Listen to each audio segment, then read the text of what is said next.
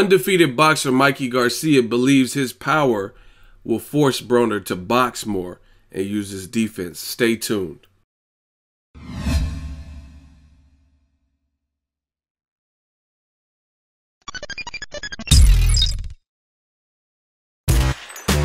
Boxingego here. If you like this video, make sure you hit the like button and also subscribe to the channel and hit the bell icon on the top of your screen to get notified when the latest new content drops. What up, fight world? It's your boy Ego, and I'm back with some more boxing. Make sure you smash the like button. If you're new to the channel, hit the subscribe button. 2017 has spoiled us as boxing fans, man. 140 pounds, July 29th, it goes down. Broner versus Garcia. Now, this is a fight I'm looking forward to. Both guys have close to the same amount of fights. Mikey Garcia has 36 fights. He's undefeated, 36-0. Broner has 33, 2 losses, 33 wins, 2 losses. So, right up there. But Broner has been more active. Mikey Garcia had that dry spell dealing with the lawsuit with Top Rank. He was on the sideline, so I believe Broner has the better resume. Nonetheless, it's a good fight. It's a danger to both. Broner, he already has a loss to Maidana, who trains where Mikey Garcia is training with his brother, the Robert Garcia Boxing Academy, and he lost to Sean Porter, right? So it's a risk for Broner's credibility. You know what I mean? You don't want to lose to a smaller guy coming up. And it's also a risk to Mikey Garcia because he's moving up 5 pounds to fight a guy who Maidana even quotes as being one of the strongest, if not the strongest guy he's fought. He says, hey, Mikey, watch out. This dude can crack. Now, ESPN, Golpe, they did a interview with Mikey Garcia. I want to read some quotes from him and just give some thoughts. And Mikey says, it's a good fight. I'm really happy with the fight and the opportunity that they are giving me. It's an attractive fight that the public is looking forward to and has elements to be a good fight, even a fight of the year. He went on to say, I think Broner is going to want to box, use a lot of defense. I think once he starts feeling the power of my punches, he's going to devote himself to boxing. But he is a strong fighter who has fought up to welterweight. I can't go in there thinking that he doesn't bring power. Maybe it puts pressure on me to think that he does, but I think and I see Broner being well prepared. The fight is at 140 pounds. Adrien Broner accepted the weight, and I think he will come well prepared and eager to win. So, Mike Garcia is a very humble dude. Interviewed him before, and they have a contrast of personalities. Broner's more brash and in your face and like explicit. Mike Garcia is real chill, handles his stuff in the ring. So, I'm looking forward to it, man. I think this is a good fight. I really don't know. I think there's a lot of ways. First of all, the fanfare. A lot of people have embraced this fight, which is good. But some of the comments I'm reading is crazy. Like people are saying, oh, he's going to get knocked out in the first round. Broner's going to get knocked out. I really don't see that. I think Mikey Garcia, since he's been back, this is easily the best person he's fought. Maybe even career-wise. I would probably say career-wise. You know what I mean? When you factor in Broner's hand speed, his athleticism, his experience, who he's been in there with, his size, his power, stuff like that. I mean, Dejan's Latishinen, he beat Ricky Burns and people like that. But this is no different. Ricky Burns ran from Broner when he was at 35.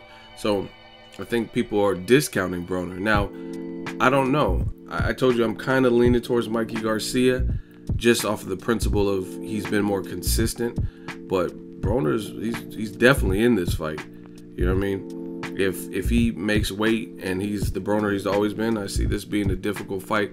Like Mikey Garcia saying, this could be fight of the year where both fighters are pushed to some brink. And I really, a KO, I don't know. Because Maidana, you could say Mikey has more technique than Maidana. And I've heard stories about how hard Mikey punches. You know what I mean? Brandon Rios said he hits harder than Pacquiao and all these people and Maidana and stuff like that. But seeing is believing. Like, he stretched Dejan's Latishinen, and I was at that fight. And the whole crowd was like, oh!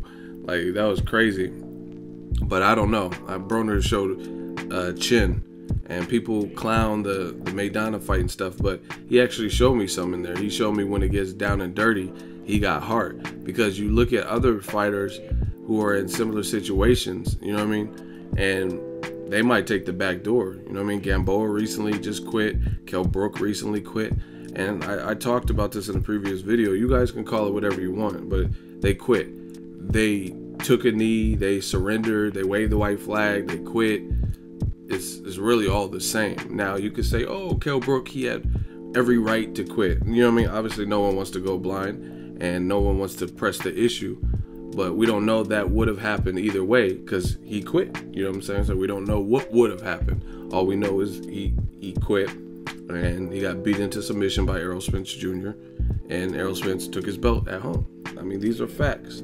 So I don't know. I haven't really seen any quitting Broner, even when he had a fractured hand. I covered his last fight too in Cincinnati. He had a fractured hand and he was throwing. He shows heart. But Mikey Garcia he's methodical.